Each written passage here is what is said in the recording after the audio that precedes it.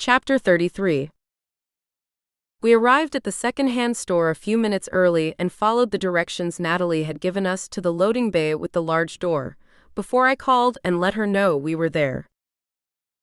A couple minutes later, Natalie stepped out the small door near the rear of the old shop and came down the alley.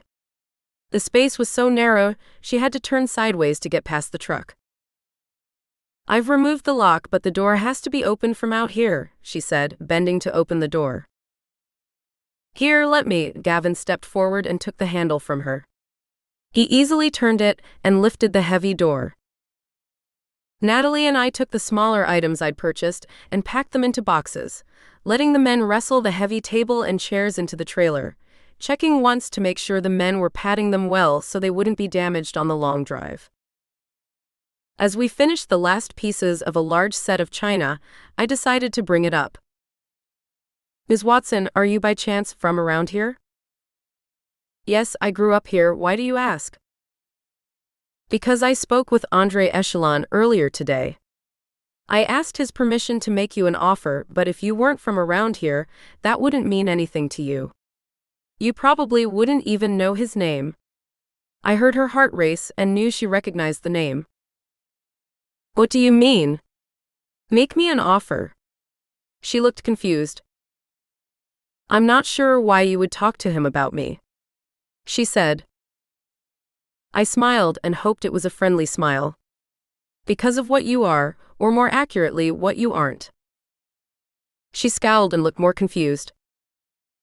I decided to take a more direct approach.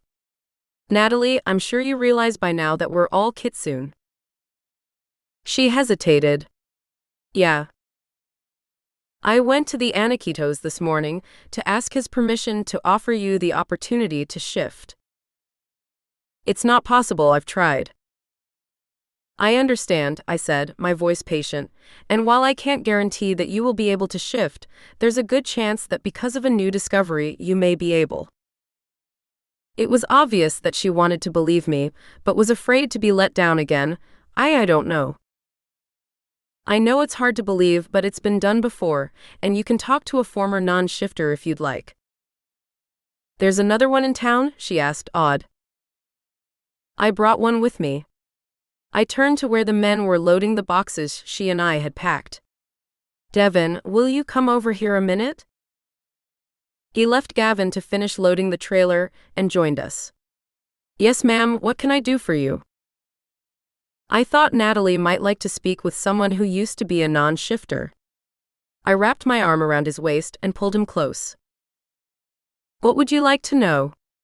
he said to the woman in front of us. "Were you really a non-shifter?" she asked.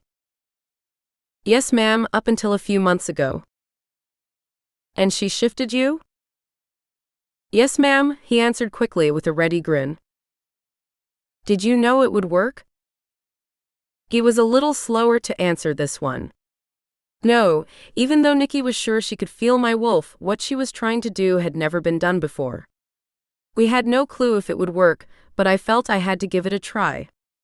I can honestly say that I'll always be glad I took the risk. He pulled me against him and kissed the top of my head.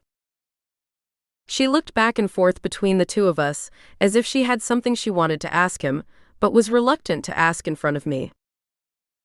"I'm going to go check on Gavin, make sure he's got everything packed tight," I said and went in search of the other enforcer, leaving Devon to answer her questions, knowing he would call me back if he needed me.